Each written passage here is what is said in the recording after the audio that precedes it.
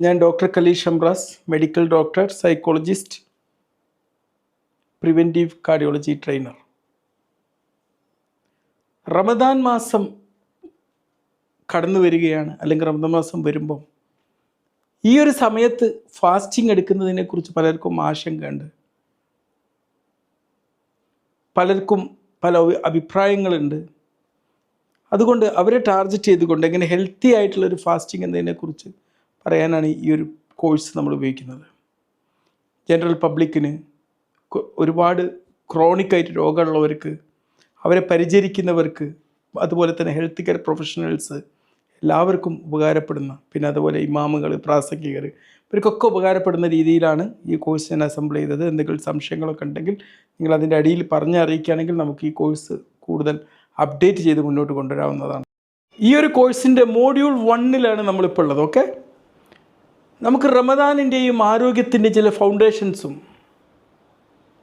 അത് നമ്മുടെ ശരീരത്തിനെയും ഒക്കെ എങ്ങനെ ഇൻഫ്ലുവൻസ് ചെയ്യുന്നതിനെക്കുറിച്ച് കുറച്ച് കാര്യങ്ങൾ സംസാരിക്കാം. റമദാൻ എന്ന് പറയുമ്പം അതൊരു ആത്മീയ കർമ്മം മാത്രമല്ല, അത് നമ്മുടെ ശരീരത്തെ ബാധിക്കുന്ന ഒരു ജീവശാസ്ത്ര പ്രക്രിയയാണ്.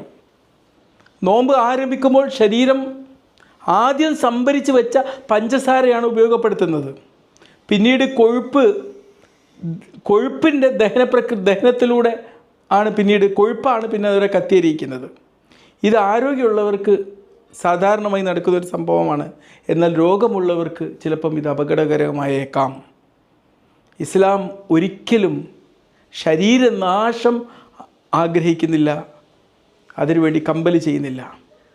ആരോഗ്യത്തെ ദോഷകരമായി ബാധിക്കുന്നുവെങ്കിൽ നോമ്പിൽ നിന്ന് ഒരുപാട് ഇളവുകളും ഉണ്ട് എന്നുള്ളത് പ്രത്യേകം മനസ്സിലാക്കാം. ഈ കോഴ്സ് വിശ്വാസവും മെഡിസിനും തമ്മിലുള്ള ഒരു കോൺഫ്ലിക്റ്റ് ഉണ്ടാക്കാൻ വേണ്ടിയുള്ളതല്ല, ഭയം സൃഷ്ടിക്കാൻ വേണ്ടിയുള്ളതല്ല, ബോധവൽക്കരണത്തിന് വേണ്ടിയാണ് ഇത്തരമൊരു കോഴ്സ് ഞാൻ ആരൊക്കെയാണ് നോമ്പെടുക്കേണ്ടത്, ആർക്കൊക്കെയാണ് നോമ്പെടുക്കാൻ പാടില്ലാത്തത്? എല്ലാ ആൾക്കാരും മെഡിക്കലി നോമ്പെടുക്കാൻ ഫിറ്റാണോ? നമ്മളിപ്പോൾ എങ്ങോട്ടെങ്കിലും യാത്ര ചെയ്യുമ്പോൾ ഒക്കെ ഒരു മെഡിക്കൽ ഫിറ്റ്നസ് കിട്ടണം. നോമ്പെടുക്കണമെങ്കിലും ആ ഒരു ഫിറ്റ്നസ് ആവശ്യമാണ്. പലർക്കും ഒരു അപകടകരമായൊരു വിശ്വാസമുണ്ട്. നിർബന്ധിച്ചിട്ടുള്ള നോമ്പെടുക്കലാണ് വളരെ ശക്തമായിട്ടുള്ള വിശ്വാസം. അത് മെഡിക്കലി അത് വളരെ തെറ്റായൊരു ധാരണയാണ്. മതപരമായിട്ട് എടുക്കുകയാണെങ്കിൽ അത് വളരെ തെറ്റായിട്ടുള്ളൊരു വിശ്വാസമാണ്. ആരൊക്കെയാണ് നോമ്പെടുക്കാൻ വളരെ റിസ്കി ആയിട്ടുള്ള ആൾക്കാർ? ഒരിക്കലും നിയന്ത്രിക്കപ്പെടാത്ത പ്രമേഹ രോഗമുള്ളവർ, കിഡ്നി രോഗം വളരെ മൂർജിച്ച് കിടക്കുന്ന ഒരു സാഹചര്യത്തിലുള്ളവർ, ഹൃദയത്തിൻ്റെ ഫെയിലിയർ അല്ലെങ്കിൽ ഹൃദയം പരാജയപ്പെട്ട് ഹാർട്ട് ഫെയിലിയർ ഉള്ളവർ, ട്രീറ്റ്മെൻറ്റ് എടുത്തുകൊണ്ടിരിക്കുന്ന ക്യാൻസർ പേഷ്യൻസ്, പ്രഗ്നൻ്റ് ആയിട്ടുള്ള സ്ത്രീകൾ, അതും പ്രത്യേകിച്ച് കോംപ്ലിക്കേഷനൊക്കെ ഉള്ളവർ, ഇത്തരം ആൾക്കാർ നോമ്പെടുത്താൽ എന്താണ് സംഭവിക്കുക? അവർക്ക് ശക്തമായിട്ടുള്ള നിർജ്ജലീകരണം ഉണ്ടാവും, രക്തത്തിൽ ഷുഗറിൻ്റെ അളവ് കുറഞ്ഞു പോകുന്ന ഹൈപ്പോഗ്ലൈസീമിയ എന്ന് പറയുന്നൊരവസ്ഥ ഉണ്ടാവും, ചില അവയവങ്ങൾക്ക് ഡാമേജ് ഉണ്ടാക്കും, ഒരുപാട് മെഡിക്കൽ എമർജൻസീസിന് ഇത് കാരണമാവും. ഇസ്ലാം ഒരു മനുഷ്യൻ്റെ ആരോഗ്യ സംരക്ഷണത്തിനാണ് പ്രാധാന്യം കൊടുക്കുന്നത്. ഒരു ആരോഗ്യപരമായിട്ടുള്ള ഒരു അവസ്ഥയ്ക്ക് വേണ്ടിയിട്ട് നോമ്പ് മുറിക്കുന്നത് അതൊരു പരാജയമല്ല, അത് ദൈവത്തോടുള്ളൊരു അനുസരണയാണ്. ഡോക്ടറെ, ഇന്ന് നല്ല ബിരിയാണിയൊക്കെ കഴിച്ചതിന് ശേഷം നല്ല നെഞ്ചുവേദന ഡോക്ടറെ, ഗ്യാസ് കൊണ്ടായിരിക്കും. എടാ, ഒരു ഇസി ചെയ്താലൊന്ന് എടുത്തു നോക്കാം. വേണ്ട ഡോക്ടറെ, എന്തായാലും അത് നെഞ്ചരിച്ചില്ല ഉറപ്പാണ്, എന്നാലൊന്ന് എടുത്തു നോക്കാം. കായ് ഉണ്ടാക്കാനാ? ഏതായാലും ഒന്ന് എടുത്ത് നോക്കടാ, വല്ല 150 രൂപ അല്ലേ ഉള്ളൂ, ജസ്റ്റ് അത് നോർമലാന്ന് പറഞ്ഞാൽ തന്നെ നിനക്ക് സന്തോഷമാവുമല്ലോ, ഒന്ന് എടുത്ത് നോക്കാം. അവസാനം എടുത്ത് നോക്കിപ്പിച്ചു. പലപ്പോഴും നമുക്കുണ്ടാവുന്ന നെഞ്ചുവേദന അത് വയറിൻ്റെ പ്രശ്നം കൊണ്ടാണോ ഹൃദയത്തിൻ്റെ പ്രശ്നം കൊണ്ടാണോ, ഇത് വേർതിരിച്ചെടുക്കാൻ പലർക്കും കഴിയാറില്ല. ചിലപ്പം വേർതിരിച്ചാലും അതിൽ ചിലപ്പം വളരെ വ്യത്യസ്തമായിട്ടുള്ള കാര്യങ്ങൾ കണ്ട് എന്നും വരാം. പലപ്പോഴും സംഭവിക്കുന്ന ഈ ഒരു തെറ്റാണ് പല ജീവനുകളും നഷ്ടപ്പെടാൻ കാരണമാകുന്നത്. ഒരു ഗ്യാസ്ട്രിക് വേദന എന്ന് പറഞ്ഞാൽ അത് തുടങ്ങുന്നത് നമ്മുടെ വയറ്റിൽ നിന്നാണ്. ഹൃദയത്തിൻ്റെ വേദന എങ്ങനെയാണ് ഉണ്ടാകുന്നത്? ഹൃദയത്തിലേക്കുള്ള രക്തപ്രവാഹം കുറയുമ്പോഴാണ് ഇത് സംഭവിക്കുന്നത്. രണ്ടിൻ്റെയും വേദന പലപ്പോഴും ഒരുപോലെ തോന്നാം, പക്ഷെ കാരണം പൂർണ്ണമായും വ്യത്യസ്തമാണ്. അപ്പോൾ ഈ രണ്ട് നെഞ്ചുവേദനകളും എങ്ങനെ നമുക്കൊന്ന് വേർതിരിച്ചെടുക്കാം? ഒരു വയറിൻ്റെ പ്രശ്നം കൊണ്ടല്ല ഗ്യാസ്ട്രിക് വേദന എന്ന് പറഞ്ഞാൽ അതൊരു കത്തുന്നത് പോലുള്ള വേദനയാണ്. ഇത് ഭക്ഷണവുമായി ബന്ധപ്പെട്ടിരിക്കുന്ന ഒരു വേദനയാണ്. ആൻറ്റാസിഡ് കഴിച്ചാൽ ഇതിന് കുറച്ചൊരു ശമനം കിട്ടും. പിന്നെ ഇത് അനുഭവപ്പെടുന്നത് കൂടുതലും നമ്മുടെ മേൽവയറ്റിലായിരിക്കും. ഹൃദയത്തിൻ്റെ വേദനയോ ഒരു അമർത്തുന്നത് പോലുള്ള അല്ലെങ്കിൽ ഒരു ഭാരം തോന്നുന്ന രീതിയിലുള്ളൊരു വേദനയാണിത്. ഇടത് കൈ, താടിയെല്ല് പിൻഭാഗത്തേക്കൊക്കെ ചിലപ്പം ഇത് ഫീൽ ചെയ്യാം. നല്ല വിയർപ്പും ഛർദിയും ഉണ്ടാവാനുള്ള സാധ്യതയുണ്ട്. എന്തെങ്കിലും ഹാർഡ് വർക്ക്, എന്തെങ്കിലും പരിശ്രമങ്ങൾ ചെയ്തതിന് ശേഷമായിരിക്കും പലപ്പോഴും ഈ ഒരു വേദന നമ്മൾ ഫീൽ ചെയ്യുന്നത്. ഇങ്ങനെ അനുഭവിച്ചാൽ നമ്മൾ എന്താ പെട്ടെന്ന് ചെയ്യേണ്ടത്? നമ്മൾ എന്തെങ്കിലും ആക്ടിവിറ്റി ചെയ്തുകൊണ്ടിരിക്കുകയാണെങ്കിൽ പെട്ടെന്ന് അത് നിർത്തിയിട്ട് നമ്മൾ റെസ്റ്റ് എടുക്കുക. ഒന്ന് ഇരിക്കുക അല്ലെങ്കിൽ കിടക്കുക. ആവർത്തിച്ച് ഇങ്ങനെ സ്വയം മരുന്ന് കഴിക്കാൻ വേണ്ടി നോക്കരുത്. ഒരിക്കലും നമ്മളിത് ഗ്യാസ് ആണ് എന്ന് കരുതി അവിടെ ഇരിക്കാൻ പാടില്ല. നമുക്കൊരു സംശയം ഉണ്ടെങ്കിൽ അതൊരു ഹൃദയത്തിൻ്റെ വേദനയായിട്ട് തന്നെ കരുതിയിട്ട് വേഗം പോയി ഹോസ്പിറ്റലിലേക്ക്. ഈ ലക്ഷണങ്ങളൊക്കെ അതിൻ്റെ കൂടെ കാണുകയാണെങ്കിൽ നിങ്ങൾ പെട്ടെന്ന് തന്നെ ഹോസ്പിറ്റലിലേക്ക് എത്തണം. 10 മുതൽ 15 മിനിറ്റിലധികം നേരം നീണ്ടു നിൽക്കുന്ന നെഞ്ചുവേദന, നന്നായിട്ട് വിയർപ്പ് അനുഭവപ്പെടുക, ശ്വാസം മുട്ടൽ, കൈയിലേക്കും താടിയിലേക്കും പടരുന്ന വേദന, ബാക്കിലോട്ടൊക്കെ തടരുന്ന വേദന, പിന്നെ പ്രമേഹമോ അല്ലെങ്കിൽ ഹൃദയ രോഗങ്ങളോ ഉള്ളവരാണെങ്കിൽ നോമ്പെടുക്കുന്നതിന് മുമ്പിലുള്ള മെഡിക്കലായിട്ടുള്ള എക്സെപ്ഷൻസ്, ഇളവുകൾ, അതൊരിക്കലും അതിനെക്കുറിച്ചുള്ള കുറ്റബോധമോ അതിനെക്കുറിച്ചുള്ള ഭയമോ ആവശ്യമില്ല. പല രോഗികളും അവർക്ക് മുമ്പിൽ നോമ്പ് എടുക്കുന്നതിന് മുമ്പിൽ തടസ്സമായി നിൽക്കുന്ന പല രോഗികളും അനുഭവിക്കുന്നത് രോഗമല്ല, മറിച്ച് കുറ്റബോധമാണ്. തനിക്ക് ഈ രോഗമുള്ളതുകൊണ്ട് നോമ്പെടുക്കണ്ടെന്നറിയാം, പക്ഷെ തൻ്റെ കുറ്റബോധം അതിനനുവദിക്കുന്നില്ല. നോമ്പ് കൊണ്ട് നമ്മുടെ രോഗം അപകടകരമായ അവസ്ഥയ്ക്ക് പോകുമെങ്കിൽ തീർച്ചയായിട്ടും നിങ്ങൾക്ക് മതപരമായിട്ട് ഒരുപാട് ഇളവുണ്ട്. പിന്നീട് നിങ്ങൾക്ക് നോമ്പെടുത്ത് നികത്താം. ഇനി അതിന് സാധ്യമല്ലെങ്കിൽ ഫിദ്യ നൽകാം. ദൈവം ദുഃഖം ആഗ്രഹിക്കുന്നില്ല ഉണ്ണി, ആത്മാർത്ഥതയാണ് ആഗ്രഹിക്കുന്നത്. ഈ ഒരു കോഴ്സിൻ്റെ മോഡ്യൂൾ 2 ഇപ്പോൾ നമ്മൾ ഫാസ്റ്റ് ചെയ്യുന്ന സമയത്ത് മെഡിക്കലി ആയിട്ടുള്ള റിസ്കുകൾ നമ്മൾ അസസ് ചെയ്യേണ്ടതുണ്ട്. റമദാനിൽ നോമ്പ് എടുക്കണ്ടേ എന്നുള്ള ഡിസിഷൻ മേക്ക് ചെയ്യേണ്ടത് ഈ ഒരു റിസ്ക് അസസ്മെൻറ്റിലൂടെ ആയിരിക്കണം. അപ്പോൾ നമുക്ക് ഈ ഒരു മോഡ്യൂൾ പഠിച്ചു കഴിയുമ്പോൾ നിങ്ങൾ എന്തൊക്കെ പഠിക്കും? എന്തുകൊണ്ടാണ് ഈ റിസ്ക് അസസ്മെൻറ്റ് ഇത്ര ഇമ്പോർട്ടൻ്റ് ആവുന്നത്? ട്രാഫിക് ലൈറ്റ് റൂൾ മോഡൽ നമുക്ക് പഠിക്കാം. പിന്നെ എങ്ങനെയാണ് ഷെയർഡ് ഡിസിഷൻ മേക്കിംഗ് പ്രവർത്തിക്കുന്നത്?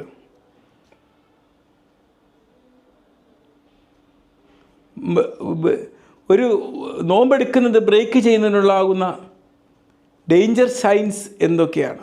നോമ്പ് ബ്രേക്ക് ചെയ്യേണ്ട ഒരു സാഹചര്യം ഉണ്ടാകുമ്പോൾ ശരീരം കാണിക്കുന്ന അപകടാവസ്ഥകൾ എന്തൊക്കെയാണ്? പിന്നെ ഒരുപാട് പേർക്കുണ്ടാകുന്ന പേടിയും കുറ്റബോധവും കൺഫ്യൂഷനും എങ്ങനെ മാറ്റാം എന്നതിനെക്കുറിച്ചാണ് ഈ ഒരു മോഡ്യൂളിൽ നമ്മൾ പഠിക്കാൻ പോകുന്നത്. ഒരു നോമ്പെടുക്കുന്നതിന് മുമ്പ് പ്രത്യേകിച്ച് അസുഖങ്ങളുള്ളവരാണെങ്കിൽ അവർക്ക് ഇത് എടുക്കാൻ പറ്റുന്ന ഒരു സാഹചര്യത്തെക്കുറിച്ചുള്ള ഇത് എടുക്കാൻ പറ്റാത്തതാണോ എന്നൊക്കെ എന്ന് മനസ്സിലാക്കിയെടുക്കേണ്ട റിസ്ക് അസസ്മെൻറ്റ് ഉണ്ടായിരിക്കണം. പ്രത്യേകിച്ച് ചില അസുഖങ്ങളെക്കുറിച്ച് നമ്മൾ പറയുന്നതിന് മുമ്പ് തന്നെ അതിൻ്റെ കുറച്ച് ഫണ്ടമെൻ്റൽ പ്രിൻസിപ്പിൾസ് നമ്മൾ അറിഞ്ഞിരിക്കണം. ഓരോ വ്യക്തിക്കും നോമ്പെടുക്കുക എന്ന് പറയുന്നത് ഒരുപോലെയല്ല. 2 വ്യക്തികൾ ചിലപ്പം ഒരേ സമയദൈർഘ്യത്തിലായിരിക്കും നോമ്പെടുത്തത്, പക്ഷെ അവരുടെ 2 പേരുടെ ബോഡിയിലുണ്ടാവുന്ന ഇതിൻ്റെ ഇമ്പാക്റ്റ്, ഇതിൻ്റെ എഫക്റ്റ് എന്ന് പറഞ്ഞാൽ തികച്ചും വ്യത്യസ്തമായിരിക്കും. അതുകൊണ്ട് തന്നെ റിസ്ക് അസസ്മെൻറ്റ് ഓരോ ആൾക്കും സെപ്പറേറ്റ് ആയിട്ട് തന്നെ ചെയ്യണം.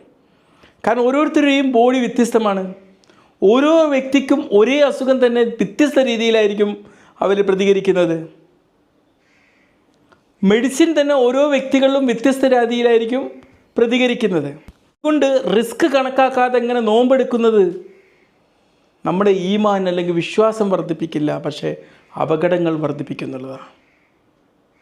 മെഡിസിനിൽ നമ്മൾ ചോദിക്കുന്നത് ഇന്ന് നോമ്പ് പിടിക്കാമോ എന്നല്ല, 30 ദിവസം ഇത് നമ്മുടെ ശരീരത്തിൽ എന്ത് ചെയ്യും എന്നതാണ്. വൈദ്യശാസ്ത്രവും ഇസ്ലാമും പറയുന്ന ഒരേ ഒരു കാര്യം നമ്മുടെ ശരീരത്തിന് ഇതുകൊണ്ട് നാശം ഒഴിവാക്കണം എന്നുള്ളതാണ്. മോഡ്യൂൾ 2 ലെസൺ 5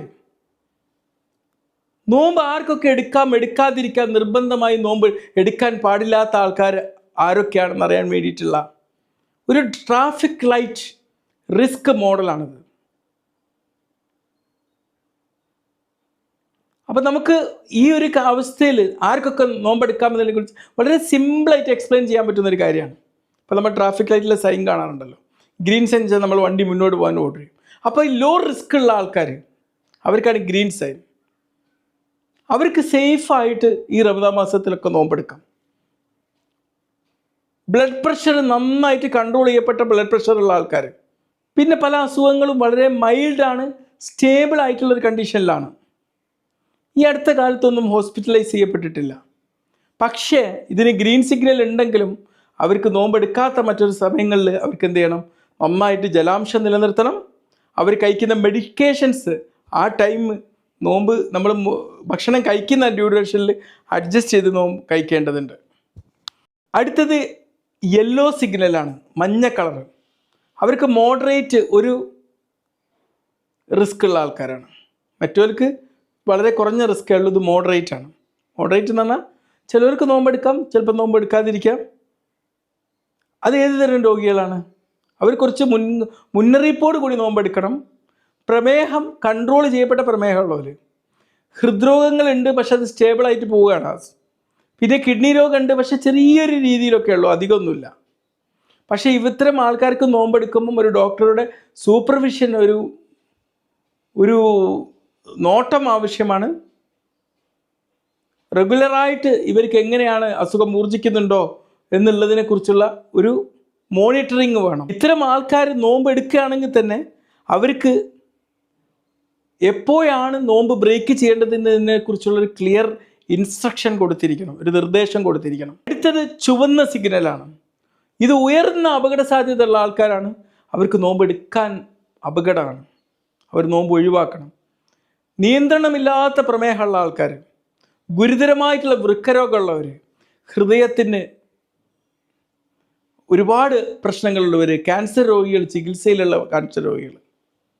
ചുരുക്കി പറഞ്ഞാൽ ഈ ചുവപ്പ് സിഗ്നൽ എന്ന് പറഞ്ഞാൽ ഈമാൻ്റെ കുറവല്ല, അതിന് അപകടം കൂടുതലാണ് എന്നാണ് അർത്ഥം.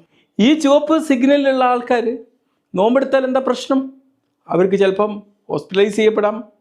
ഓർഗൻ ഫെയിലിയർ, അവർ ശരീരത്തിൽ മതിയായ ഈ ജലാംശവും പോഷകങ്ങളും എത്താത്തതിൻ്റെ പേരിൽ ആന്തരിക അവയവങ്ങൾക്ക് കൂടുതൽ അപകടങ്ങൾ ഉണ്ടാക്കാം. ചിലപ്പം കിഡ്നി രോഗമൊക്കെ ഉള്ളവരാണ് കിഡ്നി കൂടുതൽ അപകടാവസ്ഥയിലേക്ക് പോവാം.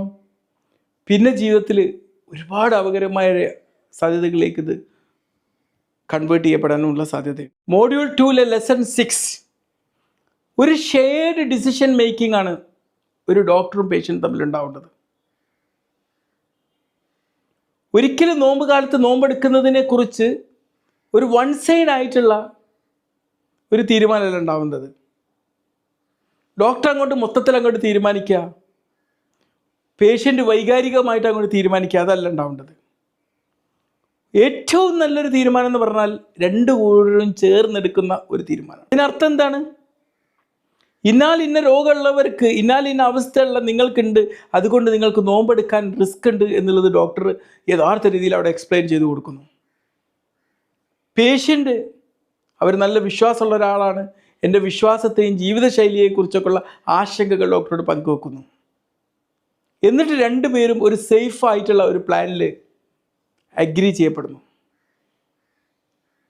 ഒരു ഗുഡ് ഡോക്ടർ തന്നാൽ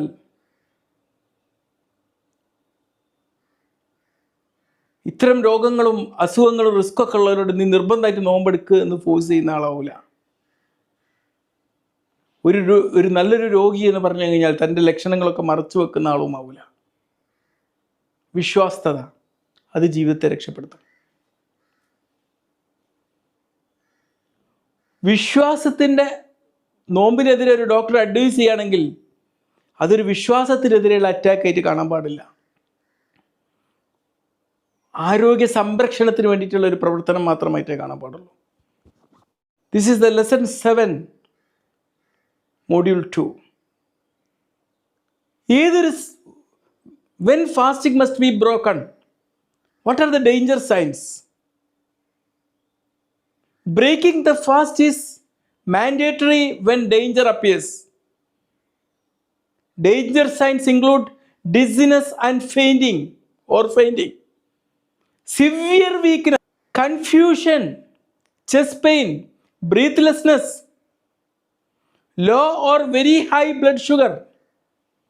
Ignoring these signs is not patience, it is a negligence. Islam does not reward self-harm. The correct action is confusion, chest pain, breathlessness, low or very high blood sugar. Ignoring these signs is not patience, it is a negligence. Islam does not reward self-harm. ഒരാൾ നോമ്പെടുത്തു, വളരെ ചില ഘട്ടത്തിൽ നോമ്പ് ചിലപ്പോൾ break ചെയ്യേണ്ടി വരും. അതൊരു വ്യക്തിയുടെ ഈമാൻ്റെ കുറവുകൊണ്ടൊന്നല്ല, അവരാരോഗ്യത്തിന് ഇത് അപകടകരമാണെന്ന് തോന്നുന്നൊരു, ജീവന് ഭീഷണിയാവെന്ന് തോന്നുന്നൊരു നിമിഷത്തിൽ, നോമ്പ് പാടില്ലാത്തൊരു നിമിഷത്തിൽ നോമ്പ് ബ്രേക്ക് ചെയ്യണം. ഏതൊരു സാഹചര്യത്തിലാണ് അതിന് കാണിക്കുന്ന ഡേഞ്ചർ സൈൻസ് എന്തൊക്കെയാണ്? അപകടം ഉണ്ടാവുന്ന ഒരു സാഹചര്യത്തിൽ നോമ്പ് മുറിക്കുക എന്നുള്ളത് നിർബന്ധമാണ്. എന്തൊക്കെയാണ് ഈ അപകട സൂചനകൾ? തലകറക്കം വരിക, തലകറങ്ങി വീഴുക, വളരെ അതിശക്തമായിട്ടുള്ള വീക്ക്നെസ്, ഒരു കൺഫ്യൂഷൻ ആവുന്നൊരു സാഹചര്യം, ചെസ്റ്റ് പെയിൻ, വല്ലാതെ ശ്വാസം മുട്ടൽ അനുഭവപ്പെടുക, ബ്ലഡ് ഷുഗർ പറ്റ കുറഞ്ഞു പോവുക, അല്ലെങ്കിൽ ബ്ലഡ് ഷുഗർ പറ്റ കൂടുക. ഈ ലക്ഷണങ്ങളെ അവഗണിക്കുക എന്ന് പറഞ്ഞു കഴിഞ്ഞാൽ അതൊരു പേഷ്യൻസ് ആണെന്ന് വിചാരിക്കരുത്, അത് അവഗണനയാണ്. സ്വന്തത്തിന് അപകടം ഉണ്ടാക്കുന്നത് ഒരിക്കലും ഇസ്ലാം അംഗീകരിക്കുന്നില്ല. അത്തരം ഘട്ടത്തിൽ എന്താണ് നമ്മൾ എടുക്കേണ്ട ആക്ഷൻ? നോമ്പ് ബ്രേക്ക് ചെയ്യുക, പെട്ടെന്ന് മെഡിക്കൽ സഹായം സ്വീകരിക്കുക.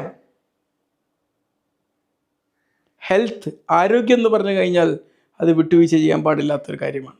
Take the fast, seek medical help, recover first. Health is not negotiable. ഈ കോഴ്സിൻ്റെ മോഡ്യൂൾ 3 ഏവർക്കും സ്വാഗതം. നമ്മുടെ മെറ്റബോളിക്, കാർഡിയോവാസ്കുലാർ, ഹൃദയ ആരോഗ്യം റമദാൻ മാസത്തിൽ എങ്ങനെ? ഈ മോഡ്യൂളിൻ്റെ അവസാനം നമ്മൾ പഠിക്കുക എന്തൊക്കെയാണ്? എങ്ങനെയാണ് ഒരു വ്രതാനുഷ്ഠാനം നമ്മുടെ ഷുഗറിൻ്റെയും കൊഴുപ്പിൻ്റെയും ഹോർമോണിൻ്റെയും പ്രവർത്തനങ്ങളെ സ്വാധീനിക്കുന്നത്? പ്രമേഹമുള്ള ആർക്കൊക്കെ നോമ്പെടുക്കാം, ആർക്കൊക്കെ നോമ്പെടുക്കാൻ പാടില്ല?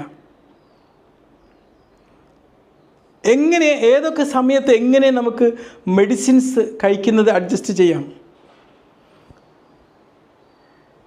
നമ്മൾ തിരിച്ചറിയേണ്ട ചില ഹൃദയത്തെ ബാധിക്കുന്ന കുറേ അപകടകരമായിട്ടുള്ള ലക്ഷണങ്ങൾ എന്തൊക്കെയാണ്? സമയത്തിനനുഷ്ഠിതമായിട്ടുള്ള കൃത്യമായിട്ടുള്ള നിയമങ്ങൾ എന്തൊക്കെയാണ് നമ്മൾ അപ്ലൈ ചെയ്യേണ്ടത്? ഊഹാപോഹങ്ങളല്ല. എങ്ങനെയാണ് നോമ്പെടുക്കുന്നത് നമ്മുടെ ഉപാപചയ പ്രവർത്തനത്തെ മാറ്റിമറിക്കുന്നത്? മെറ്റബോളിസത്തെ എങ്ങനെയാണ് മാറ്റിമറിക്കുന്നത്? നമ്മൾ നോമ്പെടുത്ത് തുടങ്ങുന്ന സമയത്ത് നമ്മളുടെ ശരീരം ഷട്ട് ഡൗൺ ആകുകയല്ല ചെയ്യുന്നത്, ഇത് പൊരുത്തപ്പെട്ടു പോവുകയാണ് ചെയ്യുക, അഡാപ്റ്റ് ചെയ്യുകയാണ് ചെയ്യുക. ആദ്യത്തെ കുറച്ച് സമയങ്ങളിൽ ബോഡി എന്ത് ചെയ്യും? ശേഖരിക്കപ്പെട്ട പഞ്ചസാരയെ ഗ്ലൂക്കോസിനെ ഉപയോഗപ്പെടുത്തും, ഗ്ലൈക്കോജൻ. ഒരു നോമ്പ് എടുത്തു തുടങ്ങുന്ന സമയത്ത് ശരീരം അതിൻ്റെ പ്രവർത്തനം നിർത്തുന്നില്ല, അത് അനുയോജ്യമായിട്ട് മാറുകയാണ് ചെയ്യുന്നത്. ആദ്യഘട്ടത്തിൽ എന്താണ് ചെയ്യുക? സംഭരിച്ച് വെച്ച പഞ്ചസാര ഉപയോഗിക്കുന്നു. പിന്നെ കുറച്ച് സമയം കഴിയുമ്പോഴേക്കാണ് നമ്മുടെ ശരീരത്തിൽ ശേഖരിച്ച കൊഴുപ്പിൻ്റെ ദഹനം ആരംഭിക്കുന്നത്. ആ സമയത്ത് കീറ്റോൺ വർദ്ധിക്കുന്നു. ആരോഗ്യമുള്ള ആൾക്കാർക്ക് ഇത് വളരെ സുരക്ഷിതമാണ്. എന്നാൽ പ്രമേഹം, കരൾ രോഗം, വൃക്കരോഗം എന്നുള്ളവർക്ക് ഇതൊരു പക്ഷേ അപകടകരമായേക്കാം. പ്രമേഹവും റമദാനിലെ വ്രതവും ആർക്കൊക്കെ സേഫായിട്ട് ഫാസ്റ്റ് ചെയ്യാം? ഈ റമദാൻ മാസത്തിലെ നോമ്പ് കാലത്ത് ഏറ്റവും പ്രധാനപ്പെട്ട ഒരു റിസ്ക് ഫാക്ടർ എന്ന് പറഞ്ഞു കഴിഞ്ഞാൽ ഡയബറ്റീസാണ്. ഒരു കാര്യം നമ്മൾ മനസ്സിലാക്കണം, ഡയബറ്റീസ് എന്ന് പറഞ്ഞാൽ അതൊരു രോഗം മാത്രമല്ല, ഇതൊരു പാറ്റേണാണ്. അപ്പോൾ ആർക്കൊക്കെ ഈ സമയത്ത് ഡയബറ്റിക് ആയിട്ടുള്ള ആൾക്കാർക്ക് നോമ്പെടുക്കാം? വെൽ കൺട്രോൾഡ്, ശരിക്കും നിയന്ത്രണത്തിന് വിധേയമാക്കപ്പെട്ട ടൈപ്പ് 2 പ്രമേഹമുള്ളവർ, സ്റ്റേബിൾ ആയിട്ടുള്ള മെഡിക്കേഷൻ ഡോസ് എടുക്കുന്നവർ, ഇതിൻ്റെ ഷുഗർ കുറഞ്ഞാൽ എന്ത് സംഭവിക്കും, കൂടിയാൽ എന്ത് സംഭവിക്കുമെന്നുള്ള ലക്ഷണങ്ങളെക്കുറിച്ച് വ്യക്തമായിട്ടുള്ള അറിവുള്ളവർ. പിന്നെ ആർക്കാണ് ഫാസ്റ്റിംഗ് എടുക്കാൻ പറ്റാത്തത്? എത്രയോ മരുന്ന് കഴിക്കുന്ന, ഇൻസുലിൻ കഴിക്കുന്ന, ഒന്നും കൺട്രോൾ ചെയ്യപ്പെടാത്ത പ്രമേഹമുള്ളവർ. പിന്നെ ഇടയ്ക്കിടയ്ക്ക് ബ്ലഡ് ഷുഗർ കുറഞ്ഞു പോകുന്ന ഹൈപ്പോഗ്ലൈസീമിയ ഉള്ള ആൾക്കാർ. പിന്നെ ഇൻസുലിൻ ഡിപ്പെൻഡൻ്റ് ആയിട്ടുള്ള പ്രമേഹം, അതും കൺട്രോൾ ആവാത്തവർ, ടൈപ്പ് 1 ഡയബറ്റീസ്. പിന്നെ പ്രമേഹമുള്ള പ്രഗ്നൻ്റ് ആയിട്ടുള്ള ഗർഭിണികൾ. ടിങ് എന്ന് പറഞ്ഞാൽ ഒരു ധൈര്യമല്ല, അത് സുരക്ഷയാണ്. അതിൽ പ്രമേഹവും ഈ റമദാൻ മാസത്തിലെ നോമ്പ്, പ്രമേഹത്തിന് കഴിക്കുന്ന മരുന്നുകൾ എങ്ങനെയാണ് ഈ റമദാൻ മാസത്തിൽ അതിൻ്റെ സേഫ്റ്റിയെ ബാധിക്കുന്നത്? തീർച്ചയായിട്ടും മരുന്നുകൾ തന്നെയാണ് സേഫായിട്ട് വ്രതമെടുക്കാൻ ഈ നോമ്പ് കാലത്ത് ഒരു കാരണമാണ്. ചില മെഡിസിൻസ് ലോ റിസ്ക്കാണ്, വല്ലാണ്ട് ഷുഗർ അങ്ങോട്ട് പറ്റ കുറഞ്ഞു പോകുന്ന അവസ്ഥ വരില്ല. ഏതൊക്കെയാണത്? Metformin, DPP-4 inhibitors. Moderate risk ആർക്കാണ്? Sulfonyl urea drugs. High risk ആണ് ഇൻസുലിനും, പിന്നെ പല തവണ ഇൻസുലിൻ ഇഞ്ചക്ഷൻ എടുക്കുന്നവർക്കും. ബ്ലഡ് ഷുഗർ ഒന്ന് ടെസ്റ്റ് ചെയ്തുകൊണ്ട് നമ്മൾ നോമ്പൊന്നും മുറിഞ്ഞു പോകാൻ പോകണില്ല. അപ്പോൾ നമ്മൾ ബ്ലഡ് ഷുഗർ ടെസ്റ്റ് ചെയ്യുന്നത് സ്കിപ്പ് ചെയ്യുന്ന ഡേഞ്ചറാണ്. അതുപോലെ തന്നെ മെഡിക്കേഷൻ്റെ ടൈമിംഗ് ശരിക്കും അഡ്ജസ്റ്റ് ചെയ്യാതെ സ്കിപ്പ് ചെയ്യുന്നതും അപകടമാണ്. ഇത്തരം ആൾക്കാർ എന്ത് ചെയ്യണം? നോമ്പെടുത്ത് കഴിഞ്ഞാലും പ്രമേഹം കുറഞ്ഞു പോകുന്ന ഹൈപ്പോഗ്ലൈസീമിയ ഉണ്ടോ എന്നുള്ളത് അറിഞ്ഞിരിക്കണം. അങ്ങനത്തെ എന്തെങ്കിലും പ്രമേഹം കുറഞ്ഞു പോകുന്ന ലക്ഷണം കാണുകയാണെങ്കിൽ പെട്ടെന്ന് തന്നെ നോമ്പ് മുറിക്കണം, പഞ്ചസാര എടുത്ത് കഴിക്കണം, പിന്നെ ഒരു ഡോക്ടറെ കണ്ടിട്ടോ അല്ലെങ്കിൽ മെഡിക്കൽ എവാലുവേഷൻ ചെയ്യണം. ഒരു റെഗുലേഷൻസും ആ സമയത്ത് പാടുള്ളതല്ല. ഹൃദ്രോഗികളും രക്തസമ്മർദ്ദമുള്ളവരും നോമ്പിനോട് എങ്ങനെയാണ് സമീപിക്കേണ്ടത്? വളരെ ഒരു പ്രത്യേക ശ്രദ്ധയോടെ നിൽക്കേണ്ട ആൾക്കാരാണ് ഇത്തരം ആൾക്കാർ. ഈ സമയത്ത് ഉണ്ടാവുന്ന റിസ്കുകൾ എന്തൊക്കെയാണ്? ഒന്ന്, നിർജ്ജലീകരണം, രക്തസമ്മർദ്ദത്തിലുള്ള ഫ്ലക്ച്വേഷൻ, അങ്ങോട്ടും ഇങ്ങോട്ടും മാറിക്കളിക്കാനുള്ള സാധ്യത. ഇലക്ട്രോലൈറ്റ് ഇംബാലൻസ് എന്ന് പറയും. ഇലക്ട്രോലൈറ്റിൻ്റെ സന്തുലിതാവസ്ഥയിലുള്ള വ്യത്യാസം, സോഡിയത്തിൻ്റെ അളവ് കുറഞ്ഞു പോവുക, പൊട്ടാസ്യത്തിൻ്റെ അളവ് കുറഞ്ഞു പോവുക, ഇതുപോലുള്ള ഉണ്ടാവാനുള്ള സാധ്യത. സ്റ്റേബിൾ ആയിട്ടുള്ള ഒരു രോഗിക്ക് ഒരു ഡോക്ടറുടെ സൂപ്പർവിഷനോട് കൂടി നോമ്പെടുക്കാം. പക്ഷേ താഴെ പറയുന്ന എന്ത് ലക്ഷണം കണ്ടാലും പെട്ടെന്ന് തന്നെ നോമ്പ് മുറിക്കേണ്ടതാണ്. നെഞ്ചുവേദന അനുഭവപ്പെടുകയാണ്, ശ്വാസം മുട്ടൽ അനുഭവപ്പെടുകയാണ്, മിടിപ്പുകൾ വല്ലാതെ കൂടി വരുന്നൊരു സാഹചര്യമാണ്, തലകറക്കം, കുഴഞ്ഞു വീഴുന്നൊരു സാഹചര്യമൊക്കെ ഉണ്ടാവുകയാണെങ്കിൽ പെട്ടെന്ന് തന്നെ നോമ്പ് മുറിക്കേണ്ടതാണ്. ഒരു കാരണവശാലും നോമ്പ് എടുത്തത് ഒരു ഹൃദയാഘാതം ഉണ്ടാക്കുന്ന ഒരു സാഹചര്യം ഉണ്ടാക്കാൻ പാടില്ല. അങ്ങനെ ഉണ്ടായിക്കഴിഞ്ഞാൽ ആ നോമ്പ് തന്നെ അപകടകരമായി മാറും. പ്രത്യേകിച്ച് ഇൻഫർമേഷനൊക്കെ കിട്ടിക്കഴിഞ്ഞിട്ട് നോമ്പെടുത്തു കഴിഞ്ഞാൽ അത് കൂടുതൽ നോമ്പിന് സ്പിരിച്വലായിട്ട് കിട്ടുന്നൊരു ബെനിഫിറ്റ് കൂടി ഇല്ലാതാക്കും എന്നുള്ള പ്രത്യേകം മനസ്സിലാക്കാം. റമദാനും കൊളസ്ട്രോളും അമിതവണ്ണവും മെറ്റബോളിക് സിൻഡ്രോം. ചില ആൾക്കാർക്ക് റമദാനിൽ നോമ്പെടുത്തത് കൊണ്ട് അവരുടെ മെറ്റബോളിക് ഹെൽത്ത്, ഉപാപചയ ആരോഗ്യം മെച്ചപ്പെടാം, ചിലർക്ക് അത് വേസ്റ്റ് ആവുകയും ചെയ്യാം. പലപ്പോഴും എന്താ പ്രശ്നം എന്ന് വെച്ച് കഴിഞ്ഞാൽ നോമ്പിൻ്റെ ആ ഒരു ഭക്ഷണം കഴിക്കാത്ത ഡ്യൂറേഷനിൽ ഭക്ഷണമൊന്നും കഴിക്കില്ല. നോമ്പ് തുറക്കുന്ന സമയമായി കഴിഞ്ഞാൽ ഒരുപാട് ഫ്രൈഡ് ആയിട്ടുള്ള ഭക്ഷണങ്ങളും ഷുഗർ അടങ്ങിയ ഭക്ഷണങ്ങളും എല്ലാം അമിതമായി തിന്നിട്ട് ഇതുകൊണ്ട് കിട്ടാവുന്ന ആരോഗ്യ ഗുണങ്ങളെ മുഴുവനും നശിപ്പിച്ച് കളയുന്ന സാഹചര്യമാണ്. റമദാൻ എന്ന് പറഞ്ഞു കഴിഞ്ഞാൽ നമ്മൾ മനസ്സിലാക്കണം, അതൊരു അച്ചടക്കമാണ്. അത് ആരോഗ്യത്തോട് ചെയ്യുന്നൊരു ക്രൂരതയല്ല. വേണമെങ്കിൽ ഒരു ഇഫ്താറൊക്കെ കഴിഞ്ഞിട്ട് കുറച്ച് നേരം നടന്നു കഴിഞ്ഞാൽ ഈ ഇൻസുലിൻ സെൻസിറ്റിവിറ്റി ഇമ്പ്രൂവ് ചെയ്യാൻ അത് സഹായിക്കും എന്നുള്ളതാണ്. ഇത് നമ്മളെ കോഴ്സിൻ്റെ 4ാമത്തെ മോഡ്യൂളാണ്. നമ്മുടെ പല ആന്തരിക സിസ്റ്റത്തിൻ്റെ ആ രോഗങ്ങളും റമദാൻ ഫാസ്റ്റിങ്ങും. ഈ മോഡ്യൂൾ കഴിയുമ്പം നമ്മുടെ കിഡ്നിയുടെയും നമ്മുടെ സ്റ്റൊമക്കിൻ നമ്മുടെ ആമാശയത്തിൻ്റെയും ശ്വാസകോശത്തിൻ്റെയും ബ്രെയിൻ്റെയും ഒക്കെ പ്രവർത്തനങ്ങളെ എങ്ങനെയാണ് വ്രതം എഫക്റ്റ് ചെയ്യുന്നത് എന്ന് നിങ്ങൾ പഠിച്ചിരിക്കും. പിന്നെ ആരൊക്കെയാണ് ഈ ഒരു അവസ്ഥയിൽ നോമ്പ് ഒഴിവാക്കേണ്ടത്? നോമ്പ് എടുക്കാൻ അലോ ചെയ്യപ്പെട്ടവർക്ക് എന്തൊക്കെ സ്ട്രാറ്റജീസ് ആണ് സേഫായിട്ട്? അപകടകരമായി കാണുന്ന അവസ്ഥകളുടെ വാർണിംഗ് സൈൻസ് എന്തൊക്കെയാണ്? നമുക്ക് തടയാൻ പറ്റുന്ന എമർജൻസികൾ എങ്ങനെ ഒഴിവാക്കാം? ഇതൊക്കെ നമ്മൾ പഠിക്കും. ലെസൺ 13 വൃക്ക രോഗങ്ങളും വാട്ടർ ബാലൻസും നമ്മുടെ റമദാൻ മാസത്തിൽ. നമുക്കറിയാം, നമ്മളുടെ വൃക്കകൾ എന്ന് പറഞ്ഞാൽ നമ്മുടെ ശരീരത്തിൻ്റെ വെള്ളത്തിൻ്റെയും വേസ്റ്റിൻ്റെയും നിയന്ത്രിക്കപ്പെടുന്ന ശാരീരികത്തിലെ ആന്തരികാവയവമാണ്. നമുക്കറിയാം, നോമ്പെടുക്കുന്ന സമയത്ത് നമുക്ക് ജലാംശം അമിതമായി എടുക്കുന്നത് ഫുൾ റെസ്ട്രിക്റ്റ് ചെയ്യപ്പെടുകയാണ്. മൂത്രം കൂടുതൽ കട്ടിയുള്ളതാവുകയാണ്, കോൺസെൻട്രേറ്റഡ് ആവുകയാണ്. വൃക്കയുടെ വർക്ക് ലോഡ് കൂടുതലായിട്ട് ഉണ്ടാവുന്നൊരു സാഹചര്യമാണ്. ഒരു ആരോഗ്യമുള്ള ഒരാളെ സമയത്തുള്ള ഇത് നമുക്ക് മാനേജ് ചെയ്യാവുന്നതേ ഉള്ളൂ. പക്ഷേ വൃക്കരോഗമുള്ളവർക്ക് ഇത് അപകടകരമായി മാറും. ആരാണ് കിഡ്നി പേഷ്യൻസിൽ ഹൈ റിസ്ക് ഉള്ള ആൾക്കാർ? ഒന്ന്, അഡ്വാൻസ്ഡ് ആയിട്ട് കിഡ്നി രോഗം മൂത്ത് പോയ ആൾ, ഡയാലിസിസ് എടുക്കുന്ന ആൾക്കാർ, കിഡ്നി ട്രാൻസ്പ്ലാന്റ് കിട്ടിയ ആൾക്കാർ, ട്രാൻസ്പ്ലാന്റ് ചെയ്യപ്പെട്ടവർ, പിന്നെ ഇൻസ്റ്റെബിലിറ്റി ആയിട്ട് അവർക്ക് ചില ലക്ഷണങ്ങളൊക്കെ ഉള്ളവർ. ഇത്തരം ആൾക്കാർ നോമ്പെടുക്കുന്നത് നമ്മൾ റെക്കമെൻഡ് ചെയ്യുന്നില്ല. പിന്നെ നോമ്പെടുക്കാൻ ഒരു മോഡറേറ്റ് റിസ്ക് ഉള്ള ആൾക്കാർ ആരൊക്കെയാണ്? കിഡ്നി രോഗങ്ങളുണ്ട്, പക്ഷെ അതിൻ്റെ തുടക്കത്തിലാണ്. പിന്നെ കിഡ്നി കല്ലുള്ള ആൾക്കാർ, അവർക്ക് വേണമെങ്കിൽ നോമ്പെടുക്കാം, പക്ഷെ ഒരു മെഡിക്കൽ സൂപ്പർവിഷനോട് കൂടി ആയിരിക്കണം. എന്തൊക്കെയാണ് വാർണിംഗ് സൈനുകൾ? യൂറിൻ പോകുന്നത് കുറയാം, ഡാർക്കായിട്ടുള്ള മൂത്രം, പിന്നെ വളരെ ശക്തമായിട്ടുള്ള ക്ഷീണം, പിന്നെ നീരുണ്ടാവുക. ഇതെന്തെങ്കിലും സംഭവിച്ചു കഴിഞ്ഞാൽ പെട്ടെന്ന് തന്നെ നോമ്പ് മുറിക്കേണ്ടതാണ്. നമ്മൾ ആരാധനയ്ക്ക് വേണ്ടി ചെയ്യുന്നൊരു കാര്യം ഒരു കാരണവശാലും നമ്മളുടെ കിഡ്നിക്ക് ഡാമേജ് ഉണ്ടാവുന്നതാവാൻ പാടില്ല. നമ്മുടെ ആമാശയത്തിൻ്റെയും കരളിൻ്റെയും ദഹന വ്യവസ്ഥയിലെ മറ്റ് പ്രശ്നങ്ങൾ കൊണ്ട് നോമ്പും എങ്ങനെയാണ്? തീർച്ചയായിട്ടും നോമ്പ് കാലത്ത് ഈ ദഹന വ്യവസ്ഥയിലുള്ള രോഗങ്ങൾ ഒന്ന് വഷളാവാനുള്ള സാധ്യത കൂടുതലാണ്. എന്തുകൊണ്ടാണ്? ഭക്ഷണങ്ങൾക്കിടയിൽ ഒരു നീണ്ട ഗ്യാപ്പ് തന്നെയാണ് അതിന് ഏറ്റവും വലിയ കാരണം. പിന്നെ ആസിഡ് ഇങ്ങനെ അക്യുമുലേറ്റ് ചെയ്യപ്പെടുന്നൊരവസ്ഥ, പിന്നെ പെട്ടെന്ന് തന്നെ അമിതമായിട്ട് ഭക്ഷണം കഴിക്കുക.